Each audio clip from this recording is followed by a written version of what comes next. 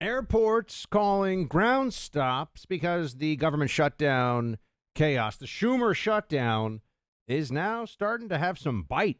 This is going to get ugly, folks. As I talk to you here, we have JFK Airport, Nashville Airport, a bunch of airports are calling ground stops going into the weekend, meaning there's no flights taking off because they don't have the staffing. Notably, they don't have the air traffic controllers, but also I believe TSA is experiencing shortages too. And for what? Why is all this happening? Because Democrats are nuts. Because Chuck Schumer doesn't want to lose to the left wing of his party. Because Hakeem Jeffries doesn't know what he's doing. So we are left with this, a government that is actually now running out of money in a real way to do things that we want it to do. And I just hope that the Trump administration, the Republicans in Congress, make this case as loudly as possible to the American people. This was entirely avoidable. There was no reason for this. This was done in bad faith by these Schumer Democrats.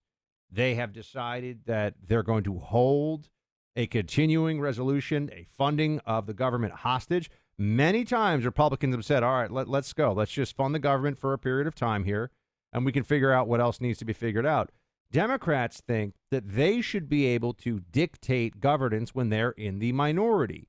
So they are willing to sabotage the operations of government in order to get their way. This cannot be rewarded. You can't, they always say you can't negotiate with terrorists. We actually, unfortunately, do end up negotiating with terrorists sometimes. Look at the situation with Hamas. This happens.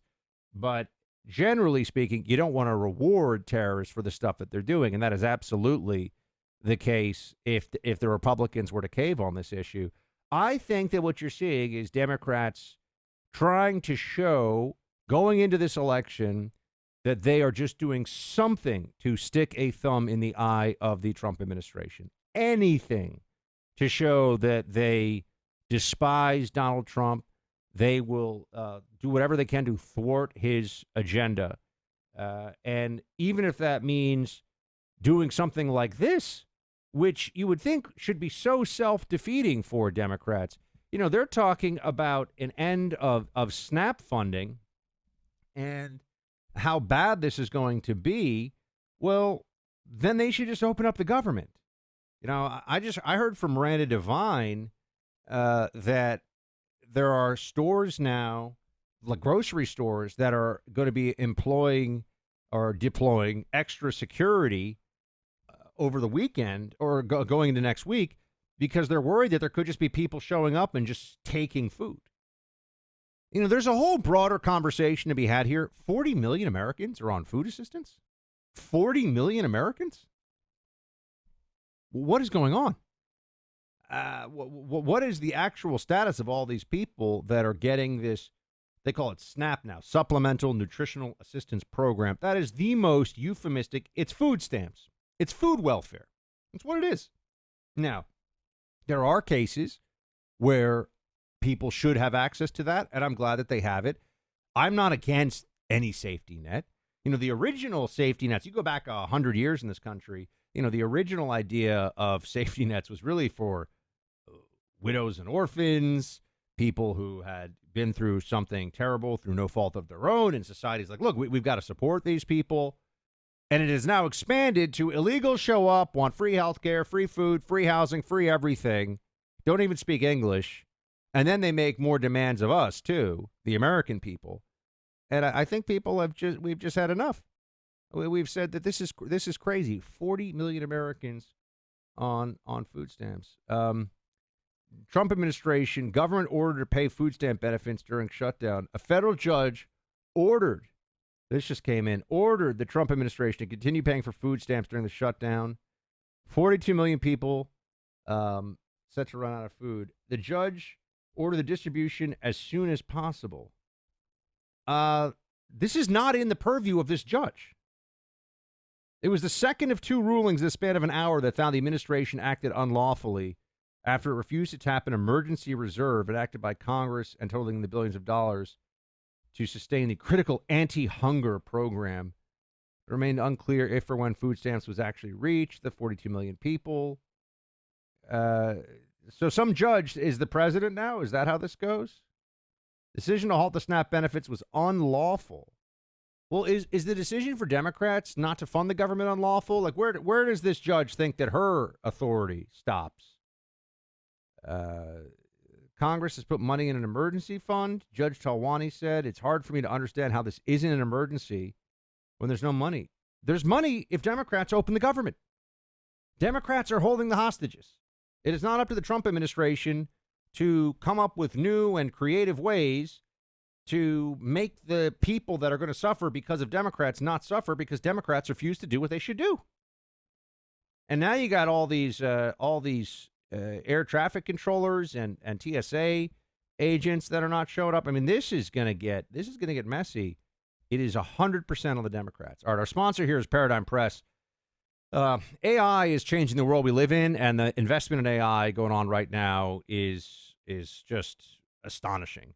And there's huge opportunities ahead. This is why I started a newsletter called Money and Power. I want you to understand the politics and the economics that go into AI and the investment opportunities that it presents, and something that I'm calling Manhattan Project 2, because that's how big it is. And I get my info, as you know, from DC insiders, from the tech titans, from people who have great Wall Street access and connections, and bring it all together. You need to check this out. Subscribe to Money and Power. This is a subscription e-newsletter that I want you to get in your inbox. It's weekly. Check it out. Insider2025.com is where you go for this. Insider2025.com. That's insider2025.com, paid for by Paradigm Press. And this shutdown, man, this is gonna get nasty. This is gonna get ugly really soon here. And you know, these two federal judges saying that SNAP benefits have to be paid. These federal judges just don't have the ability to take over the government because they're a bunch of libs and they think that the rules don't count anymore, the laws don't count anymore. It's just madness. It really is. All right. You know, by the time a lot of you are listening to this, it'll be over the weekend and there'll be more early voting going on. I voted here in Miami Beach for Mayor Minor to stay in his role because I think he's done a great job. I'm hoping that we continue with his very sane governance of where I live, city of Miami Beach. But for those of you in New York City, I think, unfortunately, the numbers are looking pretty bleak with this Mamdani guy, as in he's going to win. And Cuomo is not a very good second option anyway. So this is likely to end badly. The one that I'm holding out hope for is Chitterelli. I think Chitterelli, I'm going to tell you this now, I think Chitterelli is going to pull it out. It's neck and neck right now. I think Jack Chitterelli is going to win the governor's race in New Jersey. I'm calling it. I'm calling it right here. I see it happening. New Jerseyans, you're smart. You know what's up. Enough of you are smart, at least. You know what's up. You know you're going to make. I know you're going to make the right decision, and we're going to get Jack Chitterelli because, you know, these Democrats, I swear, they just make everything worse. I don't know how else to say. They just make everything worse when they, especially the governors. They are bad at running things because they're not good at making decisions because they don't believe in accountability. And it's just going to make things more expensive, more dysfunctional, more focus on, you know, DEI nonsense and, trans rights and all this stuff. Unless you get Chitterelli in there. But I really think Chitterelli's going to be in a position to pull this off.